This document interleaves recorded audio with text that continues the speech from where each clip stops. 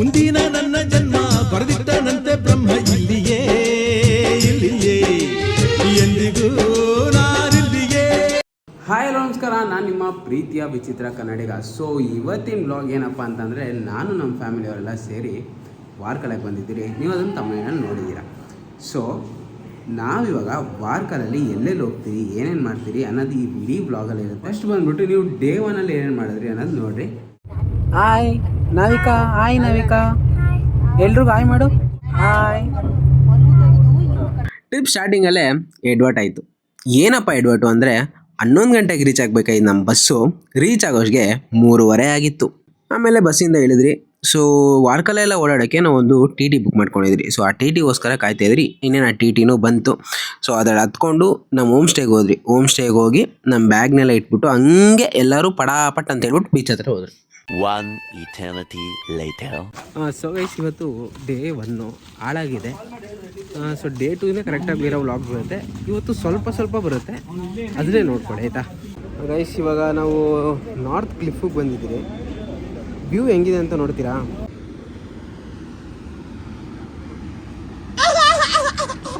ಇದೆಲ್ಲ ಒಂದು ನಿಮಿಷ ನೋಡಿದ್ರಾ? ಇನ್ನೂ ಹತ್ರ ಹೋಗಿ ತೋರಿಸ್ತೀನಿ.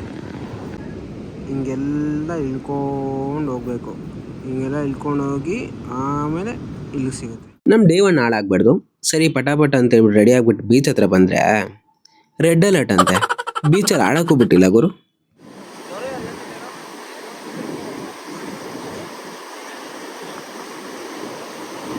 ಗೈಸ್, ಏನು ಗೊತ್ತಾ ಕಾಮಿಡಿ? ನಾವು ಎಲ್ಲೋದ್ರೂ ನಮಗೆ ಏನಾದರೂ ಒಂದು ವಿಪರ್ಯಾಸ ಹಾಗೆ ಆಗ್ತಾ ಇರುತ್ತೆ. ಯಾಕಂದರೆ ಇವಾಗ ನೋಡಿ, ನೀರಲ್ಲಿ ಆಡೋಣ ಅಂತ ಬಂದ್ವಿ, ಆದರೆ ನಮ್ಗೆ ಇಲ್ಲಿ ನೀರಲ್ಲಿ ಆಡೋಕ್ಕೆ ಬಿಡ್ತಾ ಇಲ್ಲ. ಯಾಕಂದರೆ ರೆಡ್ ಅಲರ್ಟ್ ಅಂತೆ. ಅಯ್ಯೋ, ಯಾಕೆ ಹೇಳ್ತೀರಾ ನಮ್ಮ ಮನೆ ಬರ. ಸ್ವಲ್ಪ ಕಣ್ಣಿನ ಒಳಸ್ಕೊಳ್ತೀನಿ. ಸೊ ಗೈಸ್, ಇವಾಗ ಏನಂದರೆ ನಾರ್ತ್ ಕ್ಲಿಫ್ಗೆ ಹೋದ್ರಿ, ನೋಡಿದ್ರಿ, ನೀರಲ್ಲಿ ಆಡೋಕ್ಕೆ ಬಿಟ್ಟಿಲ್ಲ. ಸೊ ಅದಕ್ಕೆ ಏನು ಮಾಡಿದ್ರಿ ಅಂದರೆ, ಮನೆಗೆ ಬಂದ್ರಿ. ಮನೆಗೆ ಬಂದು ದೊಡ್ಡವರೆಲ್ಲ ಇರ್ತಾರಲ್ಲ, ಅವ್ರನ್ನೆಲ್ಲ ರೆಡಿ ನಾವು ಕಳಿಸಿದ್ರಿ. ಎಲ್ಲಿಗೆ? ತಿರ್ಗಾ ನಾರ್ತ್ ಕ್ಲಿಫ್ಗೆ. ಏನಕ್ಕೆ? ಅವರೆಲ್ಲ ಮನೆಯಲ್ಲೂ ಅಡುಗೆ ಮಾಡಿರ್ತಾರಲ್ಲ, ಸೊ ಅವ್ರಿಗೆಲ್ಲ ಇಲ್ಲಿ ಬಂದು ಅಡುಗೆ ಮಾಡೋಕ್ಕೆ ಆಗಲ್ವಂತೆ. ಅದಕ್ಕೋಸ್ಕರ ಅವ್ರನ್ನ ಕಳಿಸಿದ್ರಿ. ಇವಾಗ ನಾವೇ ಇದ್ದೀರಿ. ಯಾರಪ್ಪ ಅಂದರೆ ನಮ್ಮ ಚೇತು ಏನು ಮಾಡ್ತವನೆ ಅಂದರೆ, ಬುರ್ಜಿ ಥರ ಮಾಡ್ತವನೆ. ಕಳಿಸು. ಅದು ಪನ್ನೀರು.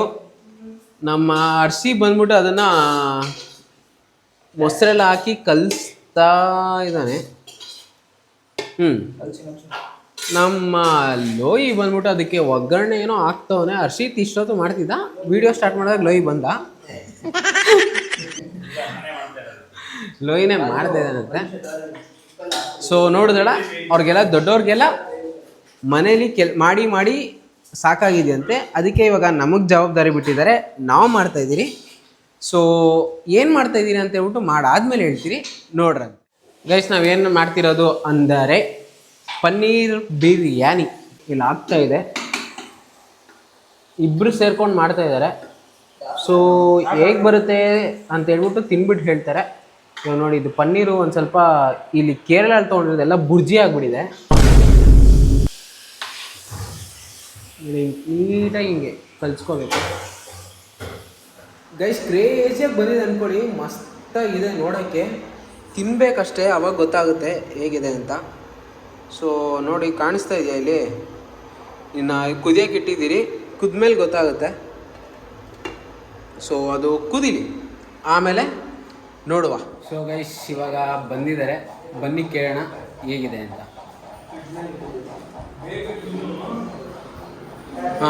ಗಾನು, ನಾರ್ತ್ ಕ್ಲಿಫ್ ಹೆಂಗಿತ್ತು?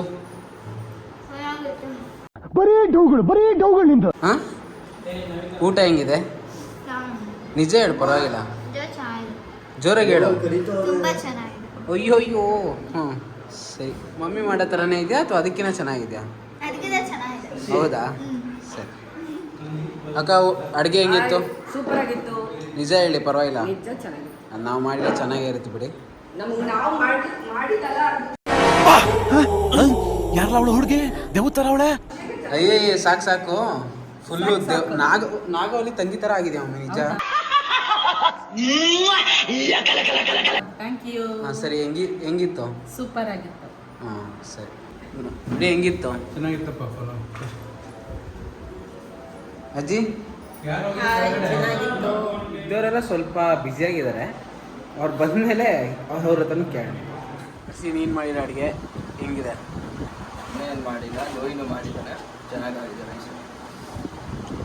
ಲೋಯಿ ಹೆಂಗಿದೆ? ಹ್ಞೂ ಆಗಿದೆ.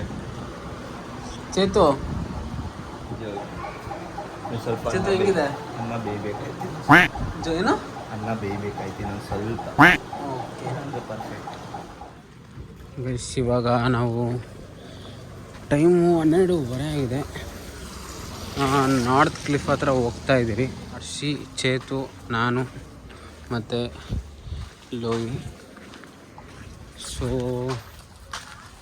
ಹೇಗಿರುತ್ತೆ ನೋಡೋಣ ಬನ್ನಿ. ಆ್ಯಕ್ಚುಲಿ ನಮ್ಮ ಮನೆಯೆಲ್ಲ ಬೇಡ ಅಂದರು, ನೋಡೋಣ ಅಂತೇಳಿ ಬರ್ತಾಯಿದ್ರು. ಹೋಗೋಣ ಬನ್ನಿ.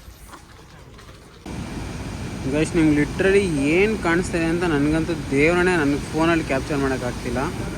ಆದರೆ ಇಲ್ಲಿ ಫುಲ್ ಹಳೆ ಅಂದರೆ ಹಳೆ ಬರ್ತಾಯಿದೆ, ನೆಕ್ಸ್ಟ್ ಲೆವೆಲ್ ಇದೆ. ಈ ಫ್ರಿಜ್ಜಲ್ಲಿ ನಿಂತಿದ್ದೀನಿ. ಒಂಥರ ಚೆನ್ನಾಗಿದೆ, ಆದರೂ ಒಂಥರ ಚೆನ್ನಾಗಿಲ್ಲ, ಹಂಗಿದೆ ಫೀಲ್.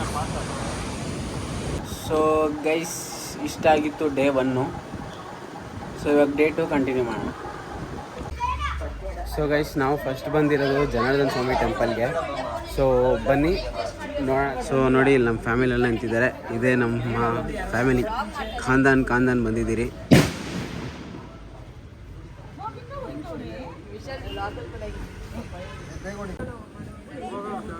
ಡೇ 2 ನಾವು ಫಸ್ಟ್ ಹೋಗಿದ್ದು ಜನಾರ್ದನ ಸ್ವಾಮಿ ಟೆಂಪಲ್ಗೆ. ಸೊ ಡೇ 1 ಎಲ್ಲ ತುಂಬ ಹಾಳಾಗೋಗಿತ್ತಲ್ಲ, ಅದಕ್ಕೋಸ್ಕರ ಯಾವುದೇ ರೀತಿ ಡೇ 2 ಹಾಳಾಗದೇ ಇರಲಿ ಅಂತ ದೇವರಲ್ಲಿ ಬೇಡ್ಕೊಂಡು ಹೋದ್ವಿ.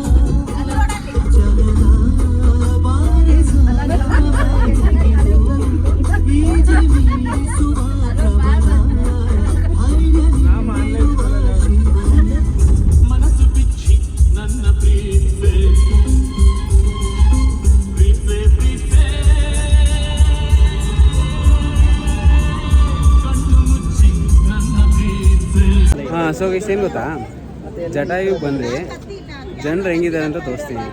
ಜನರು ನೋಡ್ರಿ. ಸೊ ಬೇಸಿಕಲಿ ನಾವು ಅಲ್ಲಿ ಹೋಗಿದ ತಕ್ಷಣ ಟಿಕೆಟ್ ಬೈ ಮಾಡಬೇಕಾಯ್ತು. ಆ ಟಿಕೆಟ್ ಬೆಲೆ ಬಂದುಬಿಟ್ಟು 550 ಇರುತ್ತೆ. ಅಕಸ್ಮಾತ್ ನೀವು ಕೇಬಲ್ ಕಾರಲ್ಲಿ ಹೋಗಲ್ಲ ಅಂದರೆ 250 ಆಗುತ್ತೆ. ಸೊ ಗೈಸ್ ಇವಾಗ ಆರ್ಟ್ ಸೆಂಟರ್ ಹೋಗ್ತಾ ಇದ್ದೀರಿ. ಫುಲ್ ರಶ್ ಅಂದರೆ ಅಷ್ಟು. ಹತ್ತತ್ರ ಒಂದು 11 o'clock ಬಂದಿದ್ದು, ಇವಾಗ ಟಿಕೆಟ್ ಸಿಕ್ಕಿದೆ. ಸೊ ಇವಾಗ ಇಲ್ಲಿ ಟಿಕೆಟ್ ತೊಗೊಂಡು ಇಲ್ಲಿ ನೋಡಿ, ಇಲ್ಲೆಲ್ಲ ನಮ್ಮ ಫ್ಯಾಮಿಲಿ ಎಲ್ಲ ಹೋಗ್ತಾ ಇದ್ದಾರೆ. ಫುಲ್ ಇನ್ನೂ ಎಷ್ಟು ಜನ ಇದ್ದಾರೆ ಗೊತ್ತಾ.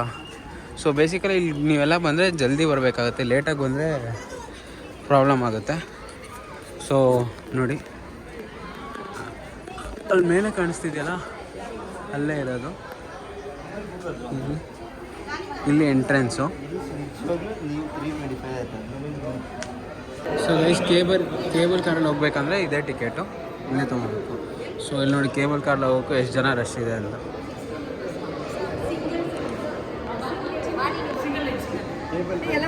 ಸೊ ಗೈಸ್ ಇವಾಗ ಅರ್ಸೆಂಟ್ ಒಳಗಡೆ ಬಂದಿದ್ದೀರಿ.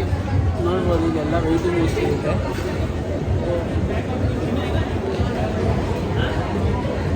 ಇಲ್ಲೆಲ್ಲ ವೆಯ್ಟಿಂಗ್ ಲಿಸ್ಟು.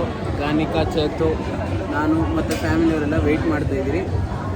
ಸೊ ಇಲ್ಲಿ ವೆಯ್ಟ್ ಮಾಡಿ ಆಮೇಲೆ ತಿರ್ಗಾ ಕಳಿಸ್ತಾರೆ, ಆವಾಗ ಹೋಗ್ತಾರೆ.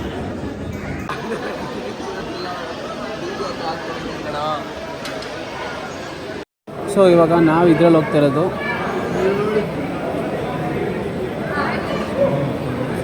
ಗೈಸ್ ನಮ್ಮ ಗಾನಿಕಾಗೆ ಫುಲ್ ಭಯ ಆಗ್ತಾ ಇದೆಯಂತೆ. ಗೈಸ್ ನಿಜ ಹೇಳು. ಅಯ್ಯೋ ಗಣಮ, ಇಲ್ಲಮ್ಮ ನಾನು ವಿಡಿಯೋ ಮಾಡ್ತಾ ಇದ್ದೀನಿ. ಇವಾಗ ಕೇಬಲ್ ಕಾರಲ್ಲಿ ಕೂತಿದ್ದೀರಿ. ಸೊ ಮೇಲೆ ಹೋಯ್ತು ಗಾನಿಕಾ ಭಯ ಆಗ್ತಿದೆ, ಗಾನಿಕಾ ಭಯ ಆಗ್ತಿದೆ, ಗಾನಿಕಾ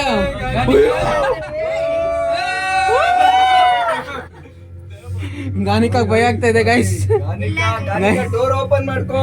ಗಾನಿಕಾ ಡೋರ್ ಓಪನ್ ಮಾಡಿ ಇಳಿದ್ಬಿಡು ಮಾ. ಏಯ್ ಮಾ. ಬೇಸಿಕಲಿ ಈ ವ್ಲಾಗಲ್ಲಿ ಏನೂ ಇಲ್ಲ, ಪಾರ್ಟ್ 2 ಮಾತ್ರ ಲಿಟ್ರಲಿ ಹೇಳ್ತೀನಿ, ಸಖತ್ತಾಗಿರುತ್ತೆ. ಸೊ ಈ ವ್ಲಾಗು ಇಷ್ಟ ಆಗಿದ್ರೆ ದಯವಿಟ್ಟು ಲೈಕ್ ಮಾಡಿ, ಶೇರ್ ಮಾಡಿ ಹಾಗೂ ಕಮೆಂಟ್ ಮಾಡಿ. ನೆಕ್ಸ್ಟ್ ವ್ಲಾಗ್ ಮಾತ್ರ ಚಿಂದಿ ಇರುತ್ತೆ. ಬಾಯ್. ಅಯ್ಯೋ ನಿಲ್ತು ಮಾ. ಗಾನು ಮಾ.